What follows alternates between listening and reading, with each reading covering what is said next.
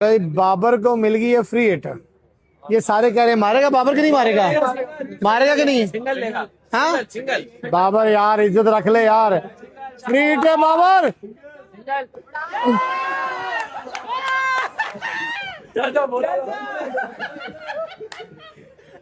यार माशाल्लाह बाबर इनकी उम्मीदों में पूरा उतरा है। बाबर भाई मेरा कोई कसूर नहीं है, अब आप छक्का मार देते तो सबका मुंह बंद हो जाता। आप ही तो मौका देते हो ना यार, बाबर का भी कोई कसूर जलील करा दिया। बाकी बाबर आजम को T20 प्लेयर है ही नहीं है, वो तो बस नाम का एक किंग है। बात जो भी आप कहें उसको, पाकिस्तान में लोग उसको पसंद करते हैं। हम किसी पे कोई पाबंदी नहीं लगा सकते, कोई किसी को भी कोई पसंद कर सकता है, किसी का भी कोई फैन हो सकता है। बाकी मैं तो उसको कुछ एज सच T20 प्लेयर नहीं समझता। आज की मॉडर्न डे क्रिकेट में कोई उसका वो चार्म नहीं है, वो T20 प्लेयर है ही नहीं है। तू ले आद मैनू गोल्डन घंटे मां घंटे बजावा रज रज के बे अरे आ कौन करेगा किंग कर लेगा, कौन करेगा किंग कर लेगा। हम टीम में भी उसे बोबजी कहते हैं। कोई टीम में कोई भी मसला हो गया ना, बोबजी 2 साल से थोड़ी खेल रहा हूँ, आप तो बहुत पहले से खेल रहे हैं ना, तो आपको वो चीज अडॉप्ट करनी चाहिए थी ना। आपको नए नए शॉट्स बनाने चाहिए थे, वो आपने नहीं बनाए। सही है। तो आपका जो स्ट्राइक रेट था वो 110 वाला, 115 वाला, 120-25 पे आया ना, वो 150 पे आना चाहिए था। मैं इस चीज से एग्री नहीं करता कि पिच माना नहीं होती, लेकिन आपको अपने जो आप टॉप क्लास बैट्समैन हो तो आपको दिखाना चाहिए ना मैं बाबर आजम हूँ, मैं बासित अली नहीं हूँ। ये इस तरह साबित करते ना, वो करता ही नहीं है साबित। कुत्ते की तरह अपनी बेइज्जती करवाना। यकीन कर लो बाबर आजम की, देखो एक होता है किसी के बारे में फनी बात करना, वेल एंड गुड। एक होता है अपना मजाक खुद बनवाना, एक होता है मजाक करना, एक होता है अपना मजाक खुद बनवाना। बाबर आजम ने अपना मजाक आज खुद बनवाया। क्यों बनवाया आप सबको पता होगा, मुझे नहीं बताना, आप सबको पता होगा। घंटे का किंग पहन के देखो, मुझे बताओ ना मैं कहां जाऊं। ये कौन सा किंग है लंडे का जो आज फिर एक्सपोज हो गया भाजी? मुझे बताओ ना ये कौन सा लंडे का किंग हमें मिला हुआ है जो किसी मैच में किसी सूरत में, ना प्रेशर मैच में, ना बाइलैटरल मैच में, ना वर्ल्ड कप में, ना एशिया कप में, ना चैंपियन ट्रॉफी में, भाजी किसी मैच में ये घंटा प्रभाव कोई नहीं करता। कि ये बाबर आजम का क्या scene part and all that. Peshawar Zalmi ने ऑफिशियली बता भी दिया था कि हमारी तरफ से बाबर आजम के ऊपर strike rate, hitting, power hitting, modern day cricket, whatever, इस तरह का कोई प्रेशर नहीं है भाई। वो जाकर अपनी नेचुरल गेम खेले, सत्य कहना, हमें कोई टेंशन नहीं है। 12,000 रन बना चुके हैं और तनवीर भी उनकी तारीफें कर रहे हैं। अरे तनवीर कौन सा बहुत बड़ा प्लेयर था, आप मुझे ये बता दें असगर, तनवीर को तो जहां दिल चाहता है उसकी तारीफ कर देता है। वो कोई बहुत बड़ा हाई फाई प्लेयर था तनवीर, क्या था वो? ठीक है बात करता है, मीडिया पे बैठता है, ठीक है, लेकिन प्लेयर कितना बड़ा था आप भी देख लो उसका। लेकिन अगर भाई 4 जो पाकिस्तान के लिए उसने 4 जो हाईएस्ट पार्टनरशिप बनी है वो भी तो बाबर आजम के खाते में है ना। तो कौन से उस पर जाके बनी है? दूसरों को घर बैठा के खुद ओपनिंग पे कब्जा करके बनी है ना, साजिशें करके बनी है ना, कोई मेरिट में तो नहीं बनी। और छोटी टीमों के खिलाफ भी तो बनी है, एक आगे होगी बड़ी टीम के खिलाफ। जो अंदाजा ये भी चेक कर ले, इंडिया के खिलाफ 152 रन, इंडिया के खिलाफ आईसीसी के 4 इवेंट खेले उसने। जब आईसीसी में एक इतना बड़ा प्लेयर अपने आप को कहलाता है या बनता है, जब वो आईसीसी में ही परफॉर्मेंस इंडिया के खिलाफ नहीं दे सकता तो माफ करो बाबा, घर जाओ, दरवाजे बंद, नहीं जरूरत है ऐसे बाबर की, ऐसे लेकिन दरवाजे तो खुलने जा रहे हैं ना। नहीं कोई नहीं खुलने वाले, कोई कप्तान नहीं बन रहा भाई, कोई कप्तान नहीं। अजाब इलाही नहीं चाहिए, बल्कि 12,000 रन बना चुके हैं और तनवीर भी उनकी तारीफें कर रहे हैं। अरे तनवीर कौन सा बहुत बड़ा प्लेयर था, आप मुझे ये बता दें असगर, तनवीर को तो जहां दिल चाहता है उसकी तारीफ कर देता है। वो कोई बहुत बड़ा हाई फाई प्लेयर था तनवीर, क्या था वो? ठीक है बात करता है, मीडिया पे बैठता है, ठीक है, लेकिन प्लेयर कितना बड़ा था आप भी देख लो उसका। अच्छा ठीक है, तो उन्होंने जो कहा कि मुझे विराट से ना मिलाया जाए, वो आपके नजदीक ठीक कहा? क्या वो अब ये भी कहेंगे आके कि मुझे क्रिस गेल से भी ना मिलाया जाए? वो उसको कहना भी यही चाहिए, पहली बार तो सही बात की उसने।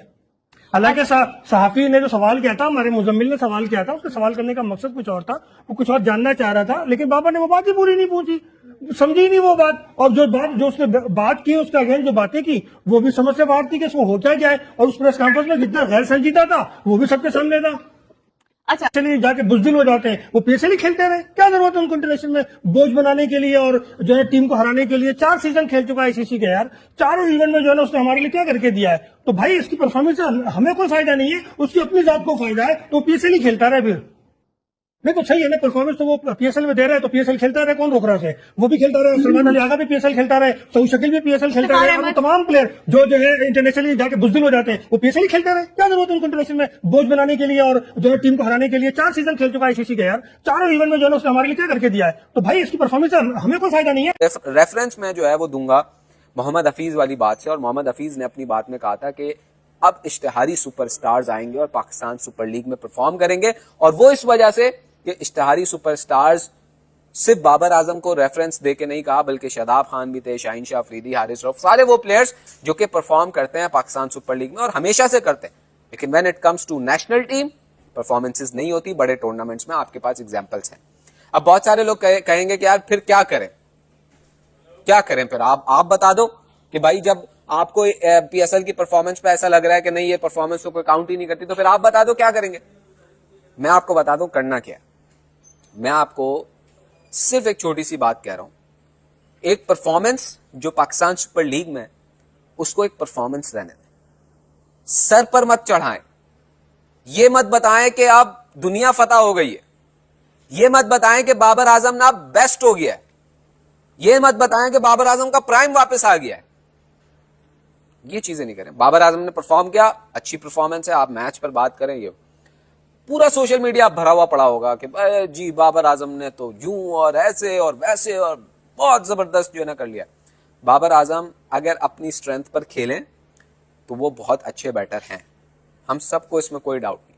उन्होंने इंप्रोवाइज नहीं किया, इंप्रूव नहीं किया, जिस पर हम सबको अफसोस है कि बाबर आजम उस तरीके से अपने आप को इंप्रोवाइज नहीं कर सके और अपनी परफॉर्मेंस को मेंटेन और सस्टेन नहीं कर पाए, इस पर हम सबको अफसोस है। लेकिन एक चीज जो हमें कंसिडर करनी चाहिए वो ये है कि बाबर आजम जिस नंबर पर पाकिस्तान सुपर लीग में खेल रहे हैं, क्या वो नंबर उनके लिए मयसर होगा नेशनल टीम में? ये बड़ा सवाल है। तो ये सिंपल सी ये मेरी एक थिंकिंग है और मैं इसको इस तरीके से पोर्ट्रे करता हूं कि आपको प्रेजेंट में रहते हुए उस नॉक की तारीफ जरूर करनी चाहिए, लेकिन जो बहुत कंसर्निंग साइन है पाकिस्तान सुपर लीग में इस वक्त वो ये है कि हमारे पास समीर मिनास का नाम आया। बाबर आजम ने जो चीजें मीडिया पर आकर अब समझाने की कोशिश की है ना, ये पहले बॉबी भाई समझा देते ना तो चीजें शायद बेहतर हो जाती। बाबर आजम समझा क्या रहे हैं, इसका ना एक पूरी बैकग्राउंड स्टोरी है। पेशावर ज़ल्मी पीएसएल से पहले इनसे क्वेश्चन हुआ, स्पेशली मिसबाउल हक से, कि ये बाबर आजम का क्या scene part and all that. Peshawar Zalmi ने ऑफिशियली बता भी दिया था कि हमारी तरफ से बाबर आजम के ऊपर strike rate, hitting, power hitting, modern day cricket, whatever, इस तरह का कोई प्रेशर नहीं है भाई। वो जाकर अपनी नेचुरल गेम खेले, सत्य कहना, हमें कोई टेंशन नहीं है वो बॉल्स ले रहा है, वो क्या कर रहा है, फलाना टिमकाना। हमारी तरफ से जॉब डिस्क्रिप्शन हमने उसको बता दिया और वो बड़ी सिंपल सी है, जो आपका नेचुरल वे ऑफ बैटिंग है वो जाकर खेलो। फाइन इनफ, बाबर आजम आया, उसने अभी रन्स भी किए हैं, पार्टनरशिप्स भी लग रही हैं, कुछ हाल मेंडस के साथ सारा ठीक काम चल रहा है, उसकी टीम जीत रही है, वो कप्तान ही बड़ा डिफरेंट किस्म का नजर आ रहा है।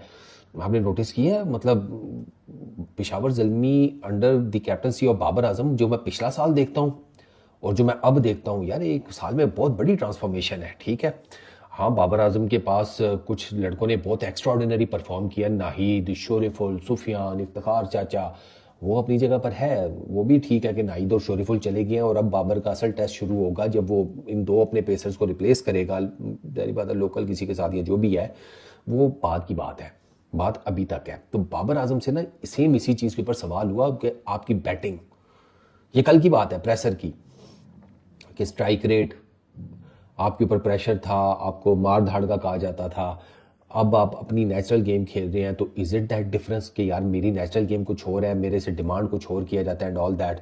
तो बाबर आजम ना पंजाबी भी बाबर आजम पंजाबी, भाई पंजाबी के अंदर से कोई पंजाबी का लफ्ज ना निकले ये हो नहीं सकता। पंजाबी जितना मर्जी सोफिस्टिकेटेड बन जाए, उसकी गुफ्तो शनीद में कहीं ना कहीं पंजाबी का रंग जरूर नजर आता है। बाबर आजम ने भी कल कह दिया ना प्रेशर में, स्ट्राइक रेट का रोला ही पड़ा रहता है।